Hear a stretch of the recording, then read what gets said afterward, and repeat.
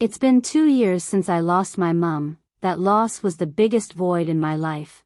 My dad got remarried this year to a woman called Sophie, elegant and confident. When I met her I felt this strange mix of emotions inside me. Sophie was beautiful, a striking beauty, but with a charm that came from a warm, genuine vibe. I couldn't ignore my dad's happiness, but there was something about the closeness she had with him that always felt a little off to me. My dad had always been a workaholic. He was someone who dedicated his life to his job, so spending time with his family always came second to him. This marriage didn't really change anything. I was left alone most of the time, and apart from a few casual conversations with Sophie, we didn't really have any kind of relationship. Everything seemed pretty normal until the night I came home, opened the bathroom door and saw what had happened. Please subscribe to my channel so that this story can continue, and make sure you watch this video to the end because this story is going to get very interesting. I had just come back from football practice, feeling exhausted, expecting the usual quiet house. I opened the bathroom door without thinking, still wearing my sweat-soaked shirt. For a moment I couldn't move. Sophie was there, water dripping from her hair, her naked skin hidden underneath her hair.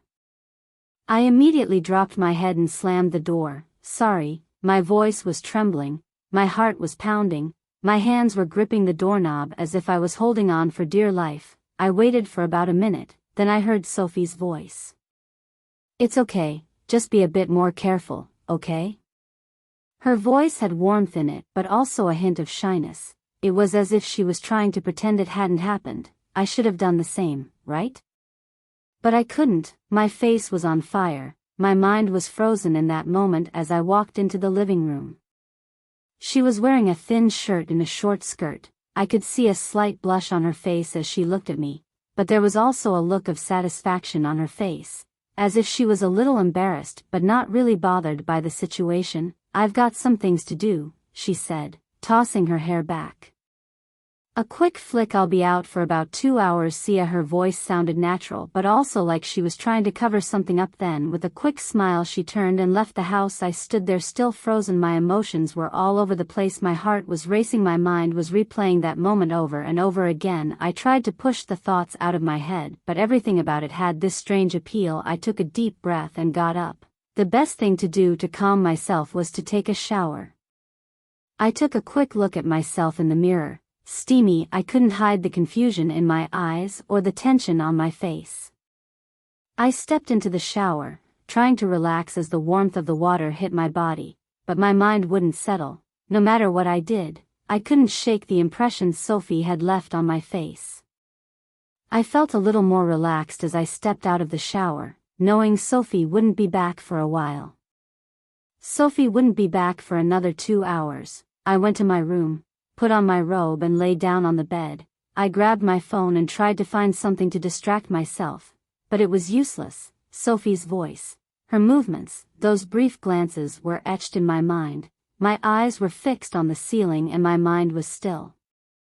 I was stuck in that moment. What did it mean? Why was I so affected by it? The strange tension between me and Sophie had thrown everything off balance. My dad, my mum, this house, everything felt like it had shifted to another dimension, but I still couldn't admit to myself what the real reason was behind these feelings. While I scrolled through my phone looking for something to occupy my mind, nothing seemed to hold my attention. After a few minutes, almost without noticing, I ended up on an adult site. My fingers hesitated for a moment before tapping the screen, but eventually I clicked on a video. As the images filled the screen, a pang of guilt hit me, though it didn't last long. That feeling quickly melted into something else entirely. I put on my headphones and let myself get completely lost in the video, tuning out everything around me. I was so caught up I didn't even think to check if the door was closed. I thought the world outside had disappeared. At first I thought the sound was part of the video, but then I noticed someone standing in the doorway looking straight at me. "Liam," a voice whispered, half shocked. My eyes shot away from the screen and I panicked and turned towards the door. There she was, Sophie. She was crouched slightly, peering through the half-open door. Her eyes darted from my phone to me and the expression on her face was a mixture of shock, surprise, and deep embarrassment. "Open the door," she started, but before she could finish she covered her face with her hands and stood up quickly. I tried to put the phone down, but in my panic it slipped and fell onto the bed.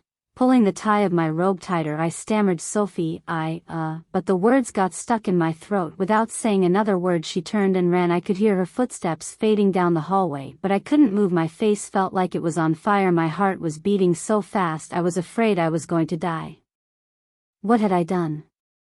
The look in her eyes was burned into my memory: shock, embarrassment, and perhaps disappointment. I tried to take a deep breath, but it wasn't working. Everything felt even more complicated now. My emotions and thoughts were a tangled mess after this encounter. Waves of fear and shame washed over me as I tried to piece together what had just happened. I couldn't even imagine what our next interaction would be like. The day dragged on endlessly. No matter what I did, I couldn't get that moment out of my head. It played over and over like a loop every second. More vivid than the last, I closed my eyes, hoping to block it all out.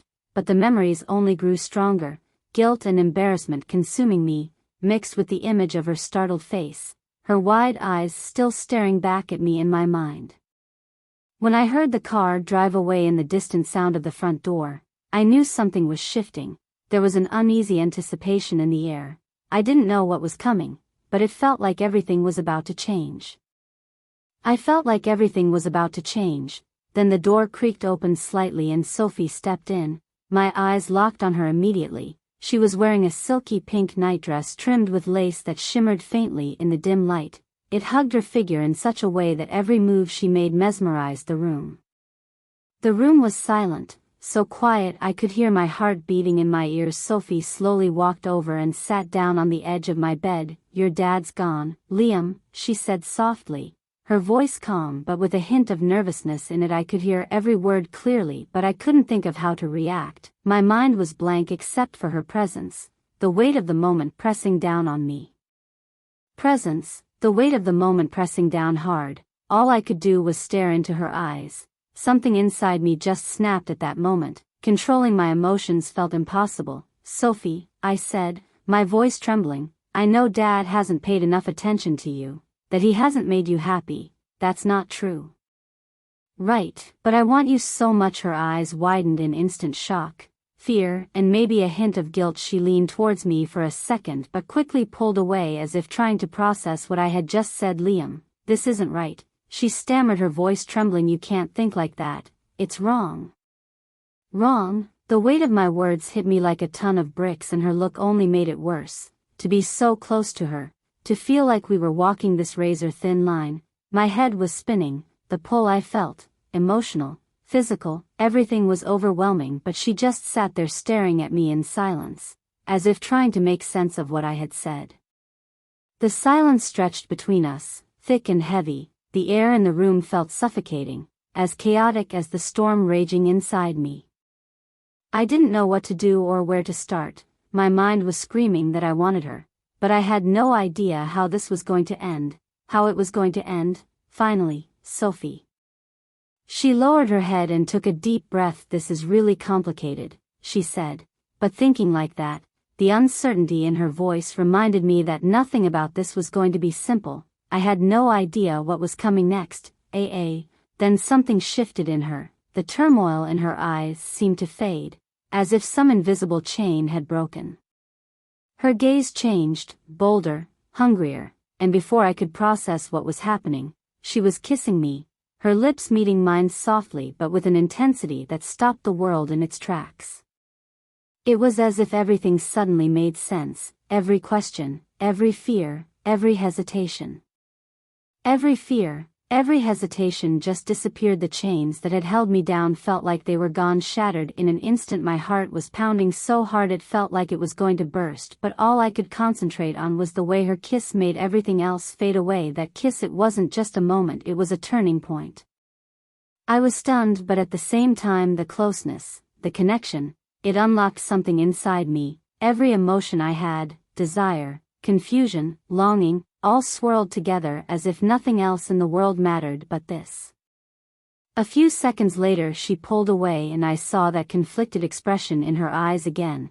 She took a deep breath, as if she had just let go of a huge weight. Liam. Her voice was still shaky, but steadier than before. Come to think of it, but in that moment, words didn't matter. That kiss had said it all. It had changed everything. That night, everything had happened so fast, and yet it felt like the world had slowed down. My emotions were a jumbled mess. I couldn't even tell what I was thinking or feeling. The way Sophie had been so close, the way she had kissed me, it was impossible to forget by the time the morning came.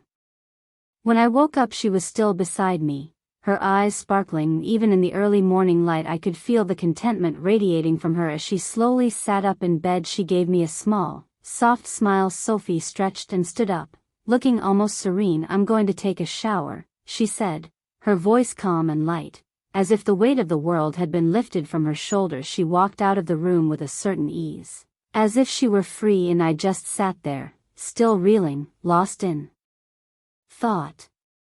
I sat there still reeling, still lost in my thoughts. My mind was at war with itself. Slowly I sat up in bed and took a deep breath. The events of last night replayed in my mind over and over again. Every moment with Sophie had drawn me closer to her, but at the same time it left me with this nagging unease. Was this right? What I had done, what I was feeling, did any of it make sense? The aftermath was like standing on the edge of a cliff, unsure whether to jump or step back. Time passed in a blur as I sat there questioning everything while Sophie was in the shower.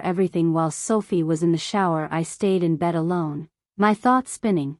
Whatever had happened between us, I knew one thing for sure: nothing would ever be the same again. But how things had changed, or what that meant, I couldn't figure it out. If you've made it this far, I'm sure you're hooked on the story. There's so much more to come and you won't want to miss it. Hit the follow button and turn on notifications so you can be the first to dive into my next mysterious tale. Your support means the world to me.